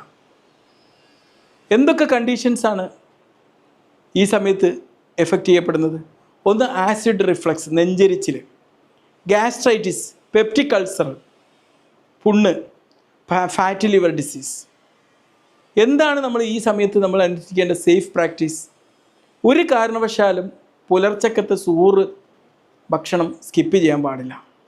സ്പൈസി ആയിട്ടുള്ള ഓയിലി ഭക്ഷണങ്ങൾ ഒഴിവാക്കുക. പിന്നെ ശ്രദ്ധിക്കേണ്ടതെന്നാൽ പതിയെ തിന്ന് വാരി വലിച്ച് ഒരുപാട് കഴിക്കരുത്. Take medications as prescribed. What are the red flags? Severe abdominal pain, vomiting blood and black stools. This require immediate medical attention. എന്തെങ്കിലും മരുന്നുകളൊക്കെ പ്രിസ്ക്രൈബ് ചെയ്യപ്പെട്ടിട്ടുണ്ടെങ്കിൽ അത് സമയാസമയത്ത് കഴിക്കാം. എന്തൊക്കെയാണ് അപകടകരമായിട്ടുള്ള റെഡ് ഫ്ലാഗ് സൈൻസ്? വളരെ ശക്തമായിട്ടുള്ള വയറുവേദന, ബ്ലഡ് ഛർദ്ദിക്കുക, കറുത്ത മലം. ഇത്തരം എന്തെങ്കിലും കണ്ടു കഴിഞ്ഞാൽ പെട്ടെന്ന് തന്നെ ഒരു ആശുപത്രിയിലേക്ക് എത്തിക്കേണ്ടതാണ്. ആസ്മയും ക്രോണിക് റെസ്പിറേറ്ററി ഡിസീസും ഉള്ള ആൾക്കാർ നോമ്പെടുക്കാൻ പാടുണ്ടോ എന്നുള്ളത്. നമുക്കറിയാം, നമ്മുടെ ശ്വാസം എന്താണ്? നമ്മുടെ ജീവനാണ്. ഒരു കാരണവശാലും ആസ്മ രോഗികൾ അവരുടെ ഈ വായുസഞ്ചാര പാതയുടെ ആരോഗ്യം വിട്ട് കളിക്കരുത്. ഒരു കാര്യം നമ്മൾ മനസ്സിലാക്കണം, ഇൻഹേലർ ഉപയോഗിച്ചതുകൊണ്ട് ഒരു കാരണവശാലും നോമ്പ് മുറിയാൻ പോകുന്നില്ല. അതേസമയം ഇൻഹേലർ സ്ഥിരമായി ഉപയോഗിക്കുന്ന ഒരാൾ ഫാസ്റ്റിങ്ങിൻ്റെ സമയത്ത് ഇൻഹേലർ അടിക്കുന്നത് ഒഴിവാക്കി കഴിഞ്ഞാൽ അത് സിവിയർ ആയിട്ടുള്ള ഒരു ആസ്മ അറ്റാക്ക് ഉണ്ടാക്കാൻ കാരണമാവും, ഹോസ്പിറ്റൽ അഡ്മിഷന് കാരണമാവും, മരണം വരെ സംഭവിക്കുന്ന അപകടാവസ്ഥ ഉണ്ടായിന്ന് വരാം. ഏതൊക്കെ ആസ്മ രോഗികളാണ് നോമ്പെടുക്കുന്നത് ഒഴിവാക്കേണ്ടത്? ആസ്മ തീരെ കൺട്രോൾ ആവാത്തവർ, സ്ഥിരമായിട്ട് ഇങ്ങനെ ശ്വാസം മുട്ടുള്ളവർ, ഇടയ്ക്കിടയ്ക്ക് ഇങ്ങനെ ആസ്മയുടെ എക്സാസർബേഷൻ അല്ലെങ്കിൽ ഇടയ്ക്കിടയ്ക്ക് ഇങ്ങനെ കൂടി വരുന്ന ഓരോ എപ്പിസോഡുകൾ ഉണ്ടാവുന്നവർ, ഈ അടുത്ത കാലത്തായിട്ട് പലതവണ ആസ്മയ്ക്ക് വേണ്ടി ഹോസ്പിറ്റൽ അഡ്മിഷൻ ആയവർ. എന്തൊക്കെയാണ് എമർജൻസി സൈൻസ്? ഈ ലക്ഷണങ്ങൾ കണ്ടാൽ പെട്ടെന്ന് തന്നെ നോമ്പ് മുറിക്കണം. വളരെ ശക്തമായിട്ടുള്ള സിവിയർ ശ്വാസം മുട്ടൽ, ചെസ്റ്റിന് വളരെ ടൈറ്റ്നെസ് ഫീൽ ചെയ്യുന്നൊരവസ്ഥ, നീല കളറിലുള്ള ചുണ്ടുകൾ, ഇങ്ങനെ എന്തെങ്കിലും ലക്ഷണം കണ്ടു കഴിഞ്ഞാൽ പെട്ടെന്ന് തന്നെ നോമ്പ് ബ്രേക്ക് ചെയ്യേണ്ടതാണ്. പിന്നെ പെട്ടെന്ന് മെഡിക്കൽ സഹായം സ്വീകരിക്കേണ്ടതാണ്. നമ്മുടെ ഞരമ്പുകൾക്ക് രോഗമുള്ളവർ ഇവിടെ ഫാസ്റ്റിംഗ് എങ്ങനെയാണ്? നമുക്കറിയാം, നമ്മുടെ തലച്ചോറ് എന്ന് പറഞ്ഞു കഴിഞ്ഞാൽ ചില കാര്യങ്ങൾക്ക് വളരെ സെൻസിറ്റീവായിട്ടാണ് പ്രതികരിക്കുക. ഒന്ന് ഷുഗർ കുറഞ്ഞു പോയാൽ, നിർജ്ജലീകരണം സംഭവിച്ചാൽ, ഉറക്കമില്ലെങ്കിലൊക്കെ തലച്ചോറ് വളരെ അപകടകരമായ രീതിയിൽ പ്രതികരിക്കും. അപ്പം ഈ നോമ്പെടുക്കുന്ന ആൾക്കാർക്ക് ഇതൊക്കെ സംഭവിക്കാൻ സാധ്യത ഉള്ളത് കൊണ്ട് തന്നെ ആരൊക്കെയാണ് ഇതിൽ അപകടകരമായ റിസ്ക് ഉള്ളവർ? ഒന്ന് അപസ്മാര രോഗമുള്ളവർ, സ്ട്രോക്കിൻ്റെ ഒരു ഹിസ്റ്ററി ഉള്ളവർ, മൈഗ്രെയിൻ ഉള്ളവർ. പിന്നെ ഹൈ റിസ്ക് ആയിട്ടുള്ള ആൾക്കാർ ആരൊക്കെയാണ്? നിയന്ത്രിക്കപ്പെടാത്ത അപസ്മാര രോഗമുള്ളവർ, ഈ അടുത്ത കാലത്തായിട്ട് സ്ട്രോക്ക് ഉണ്ടായവർ, അവരൊക്കെ എന്താക്കണം? ഫാസ്റ്റിംഗ് ഒഴിവാക്കേണ്ടതുണ്ട്, നോമ്പെടുക്കാൻ പാടില്ല. ഈ അപസ്മാരത്തിനൊക്കെ പ്രത്യേകിച്ച് മരുന്ന് കഴിക്കുന്നവർ ഈ മരുന്ന് ഒഴിവാക്കി കഴിഞ്ഞാൽ വീണ്ടും അപസ്മാരം വരാനുള്ള സാധ്യതയും ന്യൂറോളജിക്കൽ ഡാമേജ് ഉണ്ടാവാനുള്ള സാധ്യതയുണ്ട്. അപ്പോൾ എന്തൊക്കെ അപകടകരമായ ലക്ഷണങ്ങളാണ്? ഇത് കണ്ടു കഴിഞ്ഞാൽ പെട്ടെന്ന് നോമ്പ് മുറിക്കണം, മെഡിക്കൽ എമർജൻസിയാണ്. വളരെ കൺഫ്യൂഷൻ ആവുന്നൊരു സ്റ്റേറ്റ്, അപസ്മാരം, പിന്നെ പെട്ടെന്ന് തന്നെ ശരീരം വീക്കായി പോകുന്നൊരു സാഹചര്യം, അത് മെഡിക്കൽ എമർജൻസികളാണ്. നോമ്പും നമുക്കറിയാം, പലരും ഒരുപാട് മെഡിസിൻസ് ഉപയോഗിക്കുന്നതാണ്. ഇതിൻ്റെ ടൈമിങ്ങും പല മരുന്നുകളും കഴിക്കുന്നതും ഒക്കെ എങ്ങനെയാണ് നോമ്പ് കാലത്ത് അഡ്ജസ്റ്റ് ചെയ്യുക? പല രോഗികളും ഒരുപാട് മരുന്നുകൾ എടുക്കുന്നുണ്ട്. ഇത്തരം മരുന്നുകൾ കഴിക്കുന്നവർ നോമ്പെടുക്കുമ്പം അതിൻ്റെ ടൈമിംഗ് ഒന്ന് അഡ്ജസ്റ്റ് ചെയ്യേണ്ടതാണ്. ഇത് അഡ്ജസ്റ്റ് ചെയ്തിട്ടില്ലെങ്കിൽ എന്താ സംഭവിക്കുക? ചിലപ്പോൾ ഓവർ ഡോസ് ആവും, ചിലർക്ക് സമയാസമയത്ത് മരുന്ന് കിട്ടിയില്ല എന്ന് വരാം, ചികിത്സ പരാജയപ്പെട്ടെന്ന് വരാം.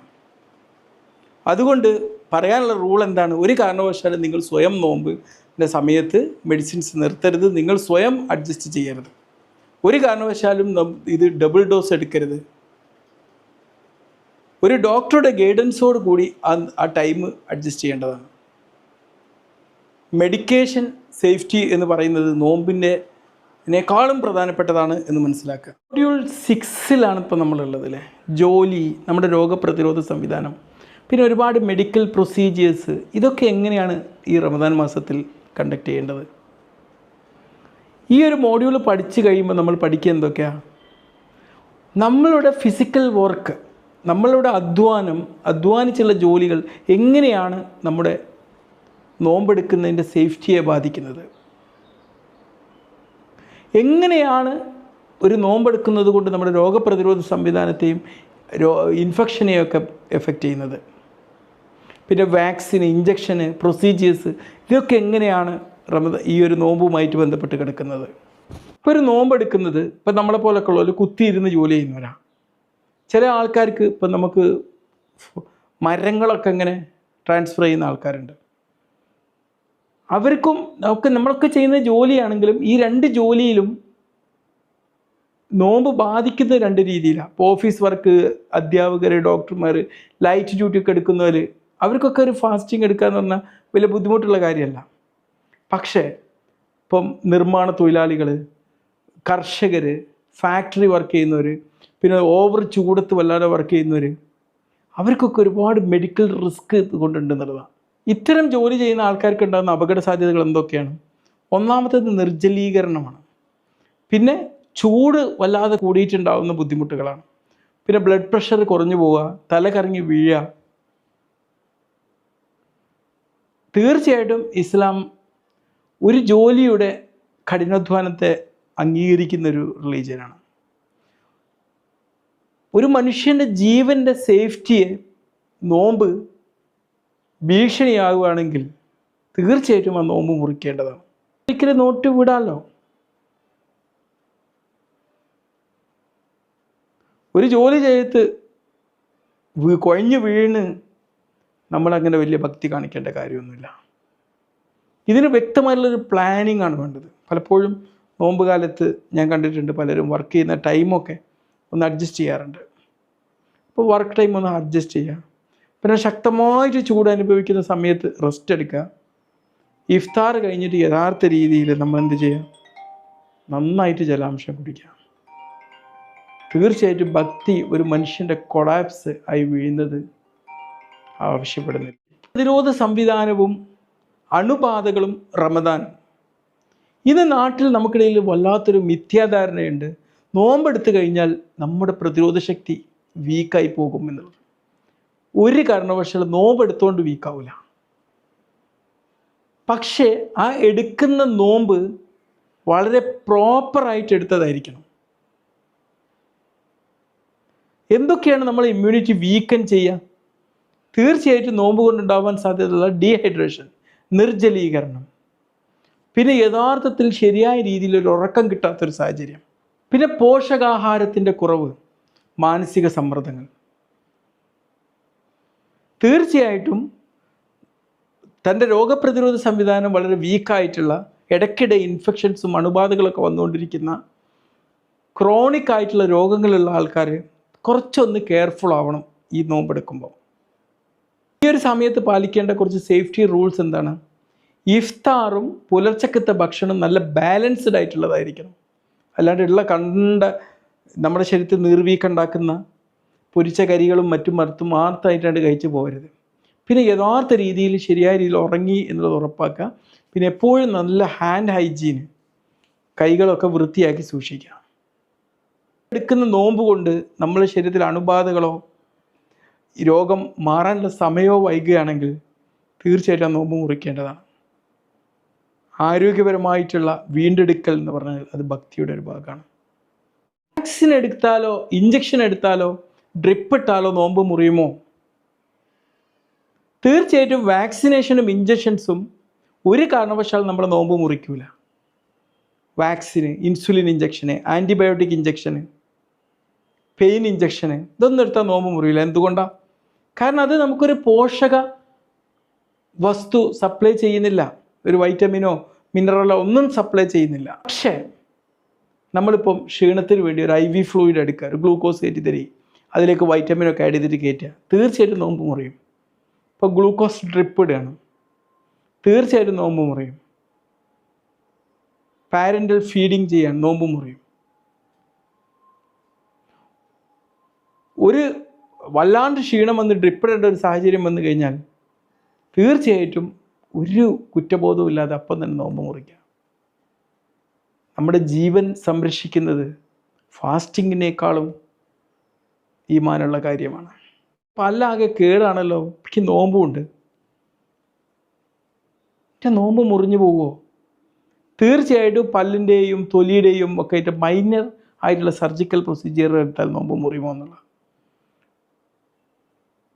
ഇപ്പോൾ ഒരുപാട് ആൾക്കാർ ഇതുപോലുള്ള ചെറിയ ചെറിയ മെഡിക്കൽ കെയറുകൾ ഈ റമദാൻ മാസത്തിൽ എടുക്കുന്നത് പേടി കൊണ്ട് ഒഴിവാക്കാറുണ്ട്. പക്ഷേ സത്യം മറ്റൊന്നാണ്. ഇപ്പോൾ ഒരു ഡെൻ്റൽ ചെക്കപ്പ് ചെയ്തുകൊണ്ടോ അതിനുള്ളിലേക്ക് ഫില്ലിങ് ചെയ്താലോ ഒരു ലോക്കൽ അനസ്തീഷ്യ കൊടുത്തുകൊണ്ടോ ചെറിയ ചെറിയ സ്കിൻ പ്രൊസീജിയർ ചെയ്തുകൊണ്ടൊന്നും നോമ്പ് മുറിയില്ല. ആക്സിഡൻ്റ് ആയിട്ട് പെട്ടെന്ന് നമ്മളതങ്ങ് സ്വാലോ ചെയ്ത് പോയി, അതും നോമ്പ് മുറിച്ച് കളയില്ല. പക്ഷേ മേജർ സർജറി ചെയ്യാണ്, IV ഫ്ലൂയിഡ് കൊടുക്കേണ്ട, ഗ്ലൂക്കോസ് കയറ്റേണ്ട പ്രൊസീജിയേഴ്സൊക്കെ ചെയ്യുകയാണെങ്കിൽ തീർച്ചയായിട്ടും നോമ്പ് മുറിക്കുക. തീർച്ചയായിട്ടും നമുക്ക് ഒരു ചികിത്സ വൈകിപ്പിക്കുക എന്ന് പറഞ്ഞു കഴിഞ്ഞാൽ നമുക്ക് ഒരുപാട് ബെനിഫിറ്റ് കിട്ടുന്നതിനേക്കാളും നഷ്ടങ്ങൾ ഉണ്ടാക്കുക എന്നുള്ളത് നമ്മൾ പ്രത്യേകം ഓർക്കണം. എമർജൻസി ഘട്ടത്തിൽ നോമ്പിനുള്ള സമീപനം എങ്ങനെയാണ്? ഒരു മെഡിക്കൽ അടിയന്തര സാഹചര്യത്തിൽ തീർച്ചയായിട്ടും നമ്മുടെ ആരോഗ്യമാണ് നമ്മൾ ഫസ്റ്റ് പ്രിഫറൻസ് കൊടുക്കേണ്ടത്. എന്തൊക്കെ മെഡിക്കൽ എമർജൻസികൾ ഉണ്ടാവും? ചെസ്റ്റ് പെയിൻ, നെഞ്ചുവേദന ഉണ്ടായിട്ട് നോമ്പെടുത്തോടെ നിൽക്കാൻ പാടില്ല. വല്ലാത്ത ശ്വാസമുട്ട്, തീർച്ചയായിട്ടും നോമ്പ് മുറിക്കേണ്ടതാണ്. തല കറങ്ങി വീഴുക, രക്തത്തിൽ ഷുഗറിൻ്റെ അളവ് പറ്റെ കുറഞ്ഞു പോവുക, അപസ്മാരം, അത്തരം ഘട്ടത്തിൽ എന്ത് ചെയ്യണം? പെട്ടെന്ന് തന്നെ നോമ്പ് മുറിക്കേണ്ടതാണ്. ആവശ്യത്തിലുള്ള ചികിത്സ എടുക്കണം, മെഡിക്കൽ കെയർ പെട്ടെന്ന് തന്നെ കിട്ടണം. തീർച്ചയായിട്ടും എമർജൻസി കെയർ നമ്മൾ നീട്ടിവെക്കുന്നതിൽ നമുക്ക് പ്രത്യേകിച്ച് പടച്ചവൻ്റെ അടുത്ത് നിന്ന് ഗിഫ്റ്റൊന്നും കിട്ടാൻ പോകുന്നില്ല. നമ്മുടെ ജീവിതം അമൂല്യമാണ്. ഈ ഒരു കോഴ്സിൻ്റെ അവസാനത്തെ മോഡ്യൂൾ എത്തിയിരിക്കുകയാണ്.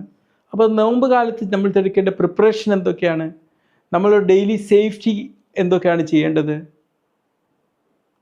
ഈ ഇതിന് മുമ്പ് പഠിച്ച എല്ലാ കാര്യങ്ങളോടും ഒന്നുകൂടി ചർച്ച ചെയ്യാണ്.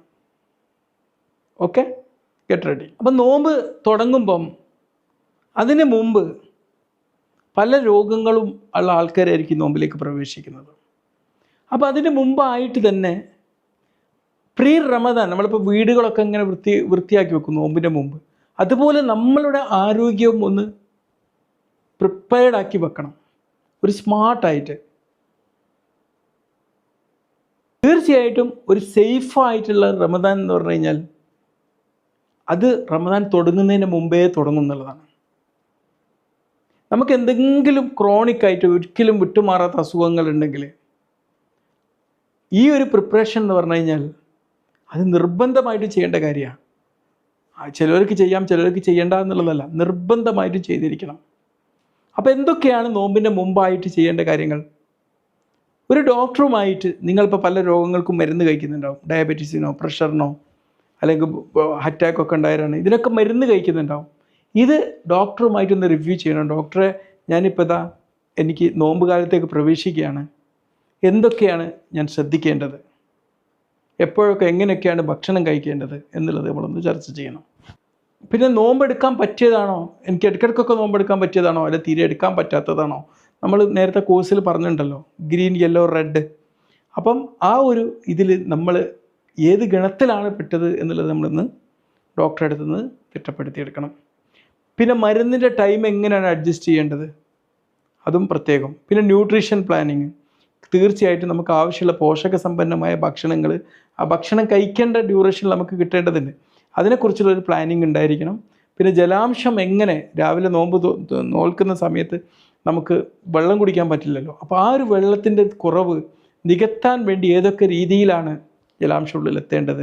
പിന്നെ എമർജൻസി ആയിട്ട് എന്തെങ്കിലും വന്നു കഴിഞ്ഞാൽ അതിന് എന്താണ് ചെയ്യേണ്ടത്. പലപ്പോഴും ആൾക്കാർ എന്താ പറയുക, ഇപ്പോൾ എന്തൊക്കെ പറഞ്ഞു കൊടുത്താൽ പറയും, അതൊന്നും കുഴപ്പമില്ല ഡോക്ടറെ, ഞങ്ങൾക്ക് അപ്പം കാണാം എന്നുള്ള രീതിയിലാണ്. ഒരിക്കലും ആ അപ്രോച്ച് നമ്മൾ ജീവന് ഭീഷണിയാവുന്നൊരവസ്ഥ ഉണ്ടാവുക. മനസ്സിലല്ലേ? പടച്ചോൻ നിങ്ങളുടെ കൂടെ എപ്പോഴും ഉണ്ടല്ലോ. പടച്ചോൻ ഒരു പാസ്റ്റിലുള്ളതോ അല്ലെങ്കിൽ ഫ്യൂച്ചറിലുള്ളതോ അല്ലെങ്കിൽ സാങ്കല്പികമോ അല്ല എന്ന് വിശ്വസിക്കുന്ന ഒരാളെ സംബന്ധിച്ചിടത്തോളം പടച്ചോൻ്റെ സാന്നിധ്യം അപ്പം അനുഭവിച്ചറിയുന്ന ഒരു വ്യക്തിയെ സംബന്ധിച്ചിടത്തോളം ഇതിലൊന്നും വല്ലാതെ വസ്വാസ് പിടിച്ചെടുക്കേണ്ട കാര്യമില്ല. അപ്പോൾ യഥാർത്ഥ രീതിയിലൊരു പ്രിപ്പറേഷൻ ഉണ്ടാവുകയാണെങ്കിൽ ഈ നോമ്പെടുക്കുന്ന കാലത്ത് നമുക്ക് അതിൻ്റെ ആ ഒരു പ്രോസസ്സ് മുഴുവനായിട്ട് നമ്മളെ കൺട്രോളിലോട്ട് വരും എന്നുള്ളതാണ്. അപ്പോൾ ഒരു പ്രിപ്പറേഷൻ ആവശ്യമാണ്. അപ്പോൾ ചുരുക്കി പറഞ്ഞാൽ ഒരു 20 മിനിറ്റെങ്കിലും ഒരു ഡോക്ടറുമായിട്ട് നിങ്ങൾ അതിന് മുമ്പ് കൺസൾട്ട് ചെയ്യുകയാണെങ്കിൽ നിങ്ങൾക്ക് ഹോസ്പിറ്റൽ അഡ്മിഷൻ ഒഴിവാക്കാം, കോംപ്ലിക്കേഷൻസ് വരുന്ന ഒഴിവാക്കാം. പിന്നെ കുറ്റബോധമില്ലാതെ നോമ്പെടുക്കുന്നൊരു സാഹചര്യം ഉണ്ടാവും. പ്രിപ്പയർ ചെയ്യാമെന്ന് പറഞ്ഞു കഴിഞ്ഞാൽ അതൊരു പേടിയല്ല, അതൊരു സ്വാതന്ത്ര്യമാണ്. നോമ്പല്ലേ വരുന്നത്, ഓരോ ദിവസത്തെയും നോമ്പിൽ പാലിക്കേണ്ട കുറച്ച് നിയമങ്ങളാണ് ഇന്ന് പരിചയപ്പെടുത്താൻ പോകുന്നത്. ദിനേന ഫോളോ ചെയ്യേണ്ട സേഫ്റ്റി റൂൾസാണിത്.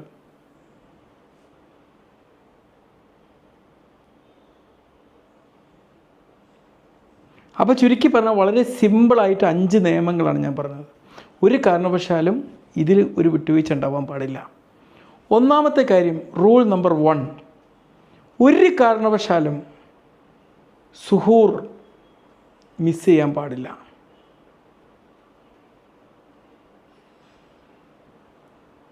കാരണം പുലർച്ചക്കത്തെ ഭക്ഷണം ഒഴിവാക്കി കഴിഞ്ഞാൽ അത് ഹൈപ്പോഗ്ലൈസീമിയ ഉണ്ടാവാനുള്ള സാധ്യതയുണ്ട്.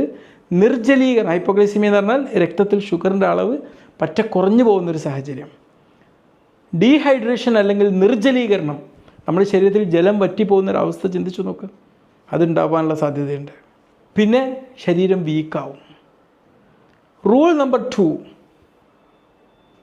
നമ്മൾ വളരെ സമാധാനത്തോടെയും സ്ലോ ആയിട്ട് നോമ്പ് ബ്രേക്ക് ചെയ്യാം. കുറച്ച് വെള്ളം എടുത്തിട്ട് സാവധാനം കുടിച്ചിട്ട് തുടങ്ങുക. ഷുഗർ അടങ്ങിയ പാനീയങ്ങളും മറ്റും അതുപോലെ തന്നെ എണ്ണക്കടികളും മറ്റും ഓവറായിട്ട് ഇങ്ങനെ കഴിച്ചുകൊണ്ടിരിക്കുന്നത് ഒഴിവാക്കുക. റൂൾ നമ്പർ 3, നമ്മൾ ജലാംശം ഉള്ളിലെത്തുക എന്നുള്ളത് അതൊരു ആരാധന പോലെയാണ്. കാരണം നമ്മുടെ ശരീരത്തിൽ നല്ലൊരു ശതമാനം ജലമാണ്. നമ്മൾ ഇഫ്താറിനും നോമ്പ് സുഹൂറിനുമിടയിൽ ധാരാളം വെള്ളം കുടിച്ചു എന്നുള്ളത് ഒരു ആരാധന പോലെ തന്നെ ആ ഒരു കർമ്മം നിർവഹിക്കണം. നമ്മുടെ ശരീരത്തിന് ആവശ്യമുള്ള ഏറ്റവും ഇമ്പോർട്ടൻ്റ് ആയിട്ടുള്ള ഒരു മെഡിക്കൽ നെസസിറ്റി എന്താണ്? അത് ഉറക്കമാണ്. കാരണം ഉറക്കം കുറഞ്ഞു കഴിഞ്ഞാൽ അത് നമ്മുടെ ഷുഗർ നിയന്ത്രണത്തെ താറുമാറാക്കും, നമ്മുടെ ബ്ലഡ് പ്രഷർ അപകടത്തിലാക്കും, നമ്മുടെ മാനസികാരോഗ്യം തകർത്ത് കളയും. റൂൾ നമ്പർ 5 എന്താണ്? നമുക്ക് എന്തെങ്കിലും ക്രോണിക് അസുഖങ്ങളൊക്കെ ഉണ്ടെങ്കിൽ എന്തെങ്കിലും ലക്ഷണങ്ങൾ, അപകടകരമായ ലക്ഷണങ്ങൾ വരുന്നുണ്ടോ എന്നുള്ളത് മോണിറ്റർ ചെയ്യണം. നമ്മളങ്ങോട്ട് തളർന്ന് വീണ് കൊളാപ്സ് ആവാൻ വേണ്ടി കാത്തിക്കാൻ പാടില്ല. ഒരു സേഫായിട്ടുള്ളൊരു ഫാസ്റ്റിംഗ് എന്ന് പറഞ്ഞാൽ അത് വളരെ സ്ട്രക്ചറായിട്ടുള്ളൊരു ഫാസ്റ്റിംഗ് ആണ്. ഈ നിയമങ്ങളൊക്കെ പാലിച്ചുകൊണ്ട് മുന്നോട്ട് പോകുന്നൊരു ഫാസ്റ്റിംഗ് ആണ് ഏറ്റവും സേഫായിട്ടുള്ള ഫാസ്റ്റിംഗ്. ഒരാൾ നോമ്പെടുത്തു, ആ നോമ്പ് മുറിച്ച് കളയേണ്ട നിർബന്ധ സാഹചര്യം എപ്പോഴാണ് ഉണ്ടാകുന്നത്? പല ആൾക്കാരും പേടി കൊണ്ടോ അല്ലെങ്കിൽ കുറ്റബോധം കൊണ്ടോ ഈ പറയുന്ന ലക്ഷണങ്ങളൊക്കെ കണ്ടാൽ പോലും നോമ്പ് മുറിക്കാത്തൊരു സാഹചര്യം ഉണ്ടാവും. ഞാൻ പറയാൻ പോകുന്ന ഈ കാര്യങ്ങൾ കാണുകയാണെങ്കിൽ തീർച്ചയായിട്ടും നോമ്പ് മുറിച്ചിരിക്കണം. വല്ലാതെ തലകറക്കം അനുഭവപ്പെടുക, എന്നൊരു കുഴഞ്ഞു വീണ് പോവുക, വളരെ ഒരു രക്ഷയില്ലാത്തത്രയും ശരീരം വീക്കായി പോവുക, ഒരു കൺഫ്യൂഷൻ ഉണ്ടാക്കുന്നൊരവസ്ഥ, നെഞ്ചുവേദന അനുഭവപ്പെടുക, ശ്വാസം മുട്ടൽ അനുഭവപ്പെടുക, പിന്നെ ബ്ലഡ് ഷുഗർ പറ്റ കുറഞ്ഞു പോവുക അല്ലെങ്കിൽ പറ്റ കൂടി പോവുക. ഇത്തരം സാഹചര്യങ്ങളിൽ നോമ്പ് കണ്ടിന്യൂ ചെയ്യുന്നത് വൈദ്യശാസ്ത്രപ്രകാരം വളരെ അപകടം പിടിച്ചൊരു കാര്യമാണ്. മതപരമായിട്ടും അത് ഇൻകറക്റ്റാണ്. നമ്മൾ അത്തരം ഒരു ഘട്ടത്തിൽ നോമ്പ് മുറിക്കുക എന്നുള്ളത് ഒരു പരാജയമല്ല, അത് നമ്മുടെ ഉത്തരവാദിത്തമാണ്. നമ്മുടെ ശരീരത്തിന് കോട്ടുണ്ടാക്കുന്നതിന് പടച്ചോന് നിങ്ങൾക്ക് കൂലി തരുമെന്ന് നമ്മൾ വിശ്വസിക്കുന്നില്ല. പല രോഗമുള്ളവർ നോമ്പെടുക്കുക, ആരോഗ്യപരമായിട്ട് ബുദ്ധിമുട്ടുള്ള നോമ്പെടുക്കുകയൊക്കെ ചെയ്യുമ്പം നമ്മൾ നോമ്പിൻ്റെ മുമ്പായിട്ട് ചെക്ക് ചെയ്യേണ്ട ഒരു ചെക്ക് ലിസ്റ്റ് നമ്മൾ ഈ കോഴ്സിൽ ഇതിനെക്കുറിച്ച് പറയുകയുണ്ടായി. അപ്പോൾ അതിൻ്റെ ഒരു ടോട്ടൽ ചെക്ക് ലിസ്റ്റ് ഒന്ന് സിംപ്ലിഫൈ ആയിട്ട് പ്രാക്ടിക്കലായിട്ട് പറയണം. നമുക്ക് ഉണ്ടാവുന്നൊരു കൺഫ്യൂഷനെ നമ്മൾ ചെക്ക് ലിസ്റ്റായിട്ട് റീപ്ലേസ് ചെയ്യാം. അപ്പം ഒരു നോമ്പ് തുടങ്ങുന്നതിന് മുമ്പ് നമ്മൾ ചെക്ക് ചെയ്യേണ്ടത് എന്തൊക്കെയാണ്? ഒരു ഡോക്ടറോട് ഒരു കൺസൾട്ടേഷൻ ചെയ്തോ എന്നുള്ളതാണ്. എങ്ങനെയൊക്കെയാണ് നോമ്പെടുക്കേണ്ടത്, എന്തൊക്കെയാണ്, എപ്പോഴൊക്കെയാണ് എടുക്കേണ്ടത്, എന്തൊക്കെയാണ് ചെയ്യേണ്ടതിലുള്ള കൺസൾട്ടേഷൻ, മരുന്നുകളുടെ ടൈം എങ്ങനെ അഡ്ജസ്റ്റ് ചെയ്യേണ്ടത്, പിന്നെ എനിക്ക് നോമ്പെടുക്കാൻ പറ്റുമോ എന്നുള്ളതിൻ്റെ റിസ്ക് കാറ്റഗറി അറിഞ്ഞിരിക്കണം. ചില ആൾക്കാർക്ക് നോമ്പെടുക്കാൻ പറ്റാത്തവരുണ്ടെന്ന് പറഞ്ഞു. ചിലർക്ക് വേണമെങ്കിൽ എടുക്കാം, എടുക്കാതിരിക്കാം, ചിലർക്ക് എടുക്കാനേ പാടില്ല, ചിലർക്കുന്നതിന് കുഴപ്പമില്ല. ആ റിസ്ക് കാറ്റഗറി ഏതാണെന്ന് അറിഞ്ഞിരിക്കുക. പിന്നെ മെഡിസിൻസ് നമുക്ക് അഡ്ജസ്റ്റ് ചെയ്തെന്നുള്ളത് ഉറപ്പാക്കുക. പിന്നെ ഡെയിലി നമ്മൾ ചെയ്യേണ്ട ചെക്ക് ലിസ്റ്റ് എന്താണ്? പുലർച്ചക്കത്തെ ഭക്ഷണം ആ നോമ്പ് ആ ഒരു ബാങ്ക് കൊടുക്കാൻ നേരത്തെ മാക്സിമം ബാങ്ക് കൊടുക്കാൻ നേരത്തിന്, മാക്സിമം അല്ല നിർബന്ധമായിട്ട് ആ സമയത്താണ് കഴിക്കേണ്ടത്. ചിലരൊക്കെ നേരത്തെ കഴിച്ചു കൊടുക്കും. അത്രയും സമയം നമുക്ക് നിർജ്ജലീകരണമൊക്കെ വരാനുള്ള ചാൻസ് കൂടുകയാണ് ചെയ്യുന്നത്. പിന്നെ ഒരു ദിവസം മതിയായ രീതിയിൽ ജലാംശം എടുത്ത്, പിന്നെ ഓരോ ദിവസവും ജലാംശം മതിയായ രീതിയിൽ ഉറപ്പാക്കുക. പിന്നെ ഓരോ ലക്ഷണങ്ങളെയും മോണിറ്റർ ചെയ്യുക. ഇനി എമർജൻസി ചെക്ക് ലിസ്റ്റ് എന്തൊക്കെയാണ്? എപ്പോഴാണ് നോമ്പ് മുറിക്കേണ്ടത് എന്നുള്ളത് വ്യക്തമായി അറിഞ്ഞിരിക്കുക. പിന്നെ എമർജൻസി കോണ്ടാക്ട്സുകളൊക്കെ റെഡിയാക്കി വെക്കുക. എന്തെങ്കിലും കുഴപ്പം കണ്ടെന്നാൽ ഒരു കാരണവശാലും ട്രീറ്റ്മെൻറ്റ് വൈകിപ്പിക്കാൻ പാടില്ല. തീർച്ചയായിട്ടും ഈ ഒരു ചെക്ക് ലിസ്റ്റ് നമ്മൾ കാത്തുസൂക്ഷിച്ചാൽ നമ്മുടെ ജീവിതം സംരക്ഷിക്കാൻ പറ്റും. റിലീജിയൻ എപ്പോഴും ക്ലാരിറ്റിയാണ് ഇഷ്ടം. മോഡ്യൂൾ 5 ഏവർക്കും സ്വാഗതം. ചില ആൾക്കാർക്ക് എങ്ങനെയാണ് ഈ റമദാൻ ഫാസ്റ്റിംഗ് എന്നുള്ളതിനെക്കുറിച്ച്, പ്രത്യേകിച്ച് പ്രഗ്നൻസി, ക്യാൻസർ പേഷ്യൻസ്, അങ്ങനത്തെവർക്കൊക്കെ. അപ്പോൾ ഈ ഒരു മോഡ്യൂൾ കഴിയുമ്പം നമ്മൾ ഒരുപാട് കാര്യങ്ങൾ പഠിച്ചിരിക്കും. ആരൊക്കെയാണ് നോമ്പ് എടുക്കാൻ നിർബന്ധമില്ലാത്തവർ? എങ്ങനെയാണ് നോമ്പ് നിർബന്ധിച്ച് നോമ്പെടുത്തു കഴിഞ്ഞാൽ നമുക്ക് ഒരിക്കലും തിരിച്ചെടുക്കാൻ പറ്റാത്ത അപകടം ഉണ്ടാവുന്നത്? പ്രസവ സമയത്ത് മാനസിക രോഗികളുള്ളവർ, ക്യാൻസർ രോഗികൾ, രക്തത്തിൻ്റെ അസുഖമുള്ളവർക്കൊക്കെ എങ്ങനെയാണ് ഇതിനെക്കുറിച്ച് നോമ്പെടുക്കേണ്ട ക്രൈറ്റീരിയ എന്തൊക്കെയാണ്? കുറ്റബോധവും സാമൂഹിക സമ്മർദ്ദവും എങ്ങനെ ഒഴിവാക്കാം? ഇവിടെ നമ്മൾ ഇസ്ലാമികമായിട്ടുള്ള കാരുണ്യവും മെഡിക്കൽ ശാസ്ത്രപരമായിട്ടുള്ള ഉത്തരവാദിത്വവും ഒരുമിച്ച് കൊണ്ടുപോവുകയാണ്. ഗർഭധാരണവും ബ്രസ്റ്റ് ഫീഡിങ് എങ്ങനെയാണ് മെഡിക്കൽ ആൻഡ് ഇസ്ലാമിക് പെർസ്പെക്റ്റീവിൽ നമ്മൾ കാണാം. ഗർഭധാരണം എന്ന് പറഞ്ഞാൽ ഒരു അസുഖമല്ല, പക്ഷേ നമുക്കൊരു ഫിസിയോളജിക്കൽ സ്റ്റേറ്റിൽ ഒരുപാട് ഡിമാൻഡ്സ്, ഒരുപാട് കാര്യങ്ങൾ അമിതമായിട്ട് വേണ്ട ഒരു സമയമാണ്. കാരണം ഈ പ്രസവ സമയത്ത്, ഗർഭധാരണ സമയത്ത് നമ്മൾ ഒരു സ്ത്രീയുടെ ശരീരത്തിലെ ബ്ലഡ് വോളിയം ഇൻക്രീസ് ചെയ്യും, കൂടി വരും. അവർക്ക് വേണ്ട പോഷകങ്ങളുടെ അനിവാര്യത വർദ്ധിച്ചു വരും. പിന്നെ ഫാസ്റ്റിംഗ് സമയത്ത് ഷുഗർ കുറഞ്ഞു പോകുന്നൊരവസ്ഥ ഉണ്ടായിക്കഴിഞ്ഞാൽ, നിർജ്ജലീകരണം സംഭവിച്ചു കഴിഞ്ഞാൽ അത് ഗർഭസ്ഥ ശിശുവിനെ ബാധിക്കാൻ സാധ്യതയുണ്ട്. അപ്പോൾ ഫാസ്റ്റിംഗ് എടുത്തു കഴിഞ്ഞാൽ ആ സമയത്ത് തലകറക്കം ഉണ്ടാവാം, ബ്ലഡ് ഷുഗർ കുറഞ്ഞു പോകുന്ന സമയം ഉണ്ടാവാം, പിന്നെ ഫീറ്റൽ ചലനങ്ങൾ കുറഞ്ഞു പോകുന്നൊരു സാഹചര്യം ഉണ്ടാവാം, പിന്നെ പ്രീ ടേം കോംപ്ലിക്കേഷൻസ് വരാം. ആരാണ് ഒഴിവാക്കേണ്ടത്? ഹൈ റിസ്ക് പ്രഗ്നൻസി ഉള്ള ആൾക്കാർ, അനീമിയ ഉള്ള സ്ത്രീകൾ, പിന്നെ പ്രഗ്നൻസിയുടെ സമയത്തുണ്ടാകുന്ന പ്രമേഹമുള്ളവർ, പിന്നെ വെയിറ്റ് ഗെയിൻ പുവറായി നിൽക്കുന്നവർ, പിന്നെ വളരെ കുറച്ച് മുലപ്പാൽ മാത്രം ഉൽപ്പാദിപ്പിക്കപ്പെടുന്ന സ്ത്രീകൾ, പ്രത്യേകിച്ച് ബ്രസ്റ്റ് ഫീഡിങ്ങിൻ്റെ സമയത്ത്. ഇസ്ലാം നമുക്കറിയാം പ്രഗ്നൻ്റ് ആയിട്ടുള്ളതും മുലപ്പാൽ ഒട്ടുന്നതുമായ സ്ത്രീകൾക്ക് വ്യക്തമായിട്ടുള്ള ഇളവ് നൽകിയിട്ടുണ്ട്. അവരാരോഗ്യത്തിന് അത് ബാധിക്കുകയാണെങ്കിൽ അവർക്ക് വേണ്ടി പിന്നെ നോട്ട് വിടാം, അല്ലെങ്കിൽ എന്തെങ്കിലും മറ്റ് വഴികളിലൂടെ അത് സോൾവ് ചെയ്യാവുന്നതാണ്. മാനസിക ആരോഗ്യവും റമദാനും, പലപ്പോഴും മാനസികാരോഗ്യ പ്രശ്നങ്ങളാണ് ഈ റമദാനിൽ ഏറ്റവും കൂടുതൽ അവഗണിക്കപ്പെടുന്നത്. കാരണം ആ ഒരു സമയത്ത് നമ്മുടെ ഉറക്കക്രമം മാറുന്നു, ഭക്ഷണ സമയം മാറുന്നു, മനോരോഗങ്ങൾ മോശമാവാനുള്ള സാധ്യതയുണ്ട്. മരുന്നുകൾ ഒരിക്കലും നിർത്താൻ പാടുള്ളതല്ല. മരുന്ന് നിർത്തിക്കഴിഞ്ഞാൽ എന്താ സംഭവിക്കുക? രോഗം വീണ്ടും വരാനും ആശുപത്രി വാസത്തിലേക്ക് നീങ്ങാനും കാരണമാകാം. മാനസികാരോഗ്യം തകരാറിലാക്കുന്ന നോമ്പ് ശുപാർശ ചെയ്യപ്പെട്ടിട്ടില്ല. ക്യാൻസറും നോമ്പും ചികിത്സ വളരെ അനിവാര്യമായി വരുന്നൊരു ഘട്ടം. ക്യാൻസർ എന്ന് പറയുമ്പോൾ നമുക്കറിയാം, നമ്മുടെ പോഷകാഹാരങ്ങൾ അവിടെ എത്തേണ്ട, നമ്മുടെ ജലാംശം ശരിയായി നിലനിർത്തേണ്ട, സമയാസമയത്ത് മെഡിക്കേഷൻ കഴിക്കേണ്ട,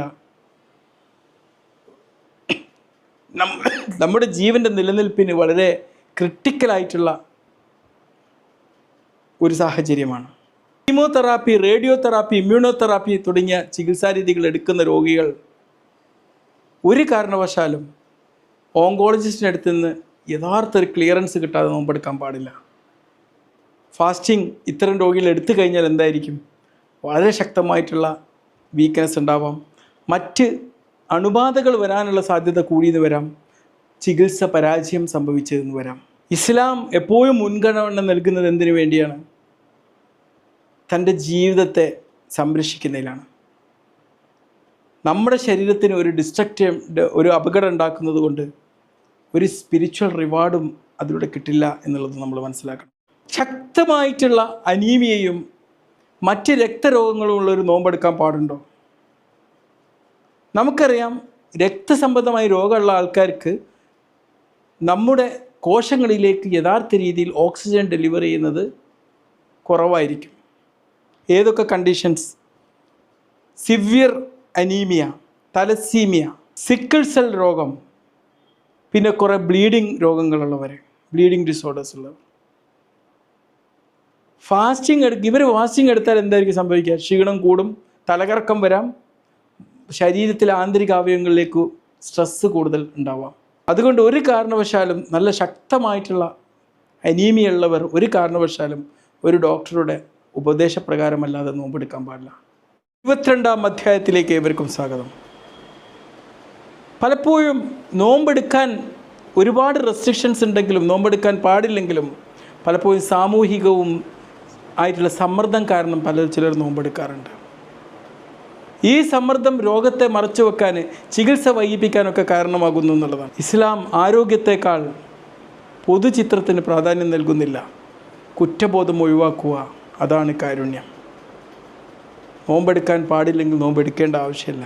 അത് നിങ്ങളിങ്ങനെ വിചാരിച്ച് അവരെന്ത് വിചാരിക്കും ഇവരെന്ത് വിചാരിക്കും എന്നൊക്കെ പറഞ്ഞാൽ നിങ്ങൾ ദൈവത്തിന് കൊടുക്കുന്ന നോമ്പ് മറ്റാർക്കോ വേണ്ടിയായി പോകും.